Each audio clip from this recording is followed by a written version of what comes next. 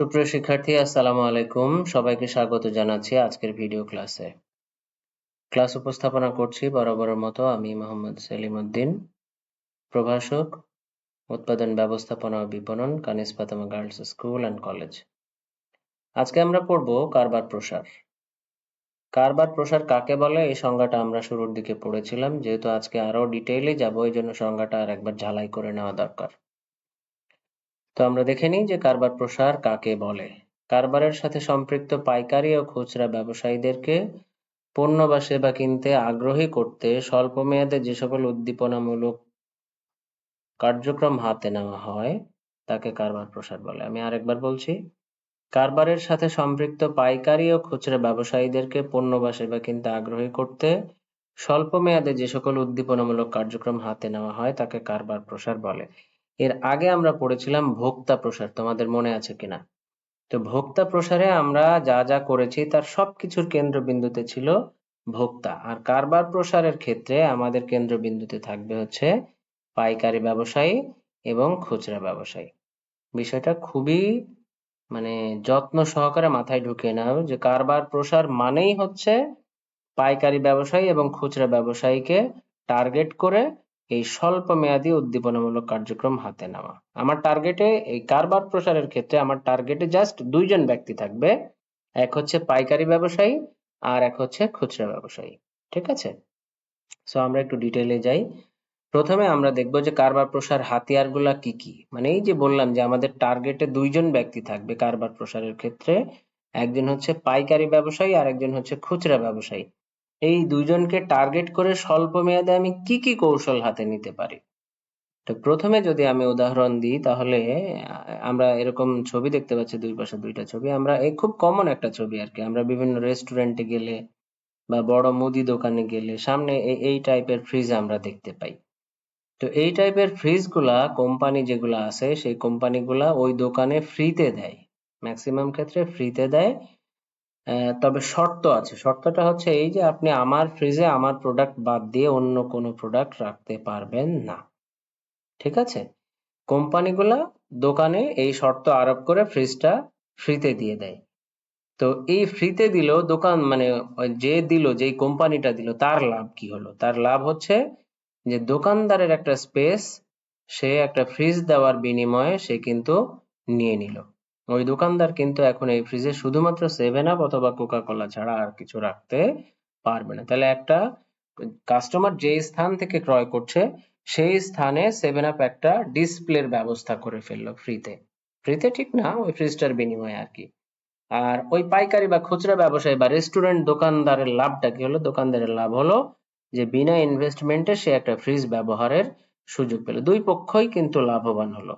So basically এই যে কৌশলটা আমরা ব্যবহার করলাম এটাকে আমরা বলতে পারি ক্রয় স্থানে প্রদর্শন, অর্থাৎ কাস্টমার যে স্থান থেকে পণ্য কিনবে সেই স্থানে পণ্যকে ডিসপ্লে করার ব্যবস্থা করা। ঠিক আছে, আচ্ছা। সেকেন্ডলি কারবার প্রসার হাতিয়ার হিসাবে আমরা কি কৌশল ব্যবহার করতে পারি? আমরা মোটিভেশন দিতে পারি। এখন কথা হলো মোটিভেশনটা কাকে দিব বলো তো? এই যে মোটিভেশনের কথাটা বলছি, মোটিভেশনটা কাকে দিব? স্পষ্ট করে আরো একবার বলছি, কারবার প্রসার মানেই আমার টার্গেটে থাকবে দুইজন ব্যক্তি, এক হচ্ছে পাইকারি ব্যবসায়ী আর এক হচ্ছে খুচরা ব্যবসায়ী। সো আমি মোটিভেশনই দিই, আমি ফ্রিজই দিই, আমি টেলিভিশনে দিই, এই দুইজনের মধ্যেই থাকবে।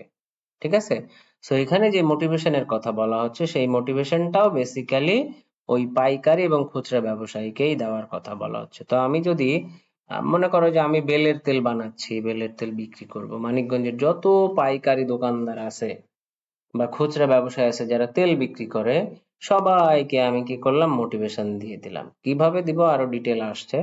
সো আমি সবাইকে মোটিভেশন দিলাম, সবাই মোটিভেটেড হয়ে গেল এবং এরপর থেকে প্যারাশুটের পরিবর্তে সবাই বেলের তেল বিক্রি করা শুরু করলো। সো আমরা এই পাইকারি বা খুচরা ব্যবসায়ীদেরকে প্রণোদনা দিতে পারি। এবারে আমরা কি করতে পারি? কারবার প্রসার কৌশল হিসাবে আমরা যেটা করতে পারি, বিভিন্ন রকমের অফার বা ডিসকাউন্ট আমরা দিতে পারি বা ছাড় আমরা দিতে পারি। এগুলোকে আমরা বলতে পারি ব্যবসায়িক ছাড়। যে আপনি যদি শুধুমাত্র আমার বেলের তেল বিক্রি করেন আর কোনো তেল বিক্রি না করেন, প্যারাশুট বা এগুলা কম বিক্রি করেন, বা আমারটা যদি আপনি আমার টার্গেটটা যদি ফিল আপ করেন, তাহলে আপনাকে আমি যেই কমিশন দিতাম তার চাইতেও 2% বেশি কমিশন দিব বা ডিসকাউন্ট আরো বেশি দিব, ঠিক আছে? তো এইভাবে করে কিন্তু আমি কারবার প্রসার কৌশলের মধ্যে ওই পাইকারি বা খুচরা ব্যবসায়ীকে ফেলে আমি আমার স্বার্থ সিদ্ধি করে নিতে পারি। আর কি করতে পারে, আর কি কৌশল ব্যবহার করা যায়, আর কি হাতিয়ার আছে আমার হাতে, সেটা হচ্ছে আমরা যত পাইকারি বা খুচরা ব্যবসায়ী আছে তাদেরকে নিয়ে বিক্রয় সভা করতে পারি। বিক্রয় সভা করলে কি হবে, আর ওই পাইকারি বা খুচরা ব্যবসায়ী বা আসবে কেন আমার বিক্রয় সভায়? আসবে কারণ হচ্ছে তাকে আমি যাওয়া আসার খরচ দিয়ে দিব, তাকে দুপুরবেলা ভরপেট কাচ্চি বিরিয়ানি খাওয়াবো, তাকে আমি হয়তোবা একটা টি শার্ট দিব, তাকে হয়তোবা একটা আমি পানির পট দিব বা ইত্যাদি কিছু গিফট ধরাই দিব। এই সকল অফার গুলো আমি তাকে দিব বিধায় ওই পাইকারি বা খুচরা ব্যবসায়ী আমার বিক্রয় সভায় আসবে। এখন আমি কি করব, আমি যে এত কিছু খরচ করে ফেললাম, আমার লাভটা কি? আমার লাভ হচ্ছে তাদেরকে একটা কনভেনশন হলে বসিয়ে আমি আমার কোম্পানির সম্পর্কে, আমার প্রোডাক্ট সম্পর্কে ভালো ভালো কিছু কথা বলবো, তাকে মোটিভেট করব, তাকে কনভিন্স করব যাতে অন্যের কোনো তেল বিক্রি না করে সে শুধুমাত্র বেলের তেল বিক্রি করে। ঠিক আছে? সো এই হচ্ছে বিক্রয় সভার করে আমার লাভ।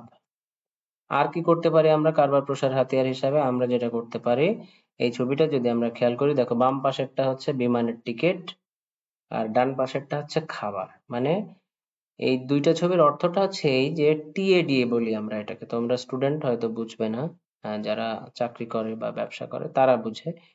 টিএ হচ্ছে ট্রান্সপোর্ট অ্যালাউন্স, মানে আমার পাইকারি ব্যবসায়ী বা আমার খুচরা ব্যবসায়ী যে মাল কিনতে আমার কোম্পানি পর্যন্ত আসছে বা হোয়াট এভার হোয়েন এভার সে হোয়ার এভার সে যাচ্ছে আর কি, সেই যাওয়া আসার জন্য তাকে আমি গাড়ি ভাড়া দিয়ে দিব।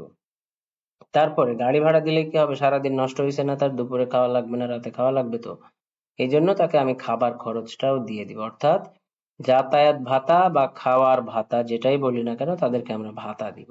ঠিক আছে? সো এইটা পাইলে পাইকারি ব্যবসায়ী বা খুচরা ব্যবসায়ী কিছুটা খুশি হবে, কিছুটা কনভিন্সড হবে এবং আমার প্রোডাক্ট সেল করার জন্য সে মানে তাগাদা ফিল করবে আর কি।